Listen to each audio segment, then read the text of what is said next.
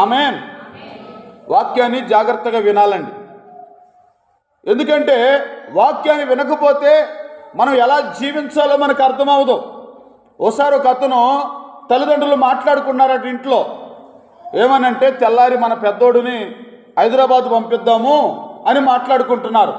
ఆ బాబు ఏం చేశాడయ్యా అంటే తెల్లారి లేచేసరికి వెళ్ళిపోయాడు హైదరాబాద్. వెళ్ళాడు, తిరిగి వచ్చాడు హైదరాబాద్ నుంచి. ఎక్కడికి వెళ్ళావురా? కనపడలేదు. ఏం జరిగిందంటే ఇట్లా హైదరాబాద్ వెళ్ళాను అన్నాడు. ఎందుకు వెళ్ళావంటే రాత్రి మీరు హైదరాబాద్ పంపిద్దామని మాట్లాడుకున్నారు కదా, మళ్ళీ మీరు లేచి చెప్పిన దాకెందుకు, చెప్పకముందే చేసేద్దామని వెళ్ళాను అన్నాడు. ఏం చేసావురా? వెళ్ళి అన్నారు. ఏం చేశాను? వెళ్ళాను వచ్చాను.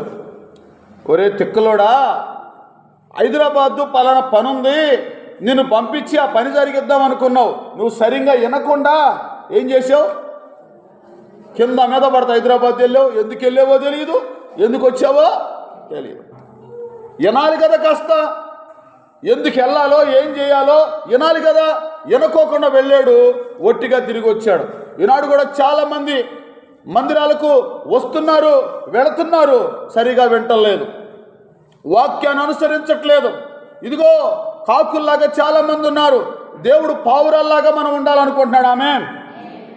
మనందరూ తెలుసు కదా, నోవా కాలంలో ఓడలో నుంచి నోవాకు ఫస్ట్ దేని పంపించాడు?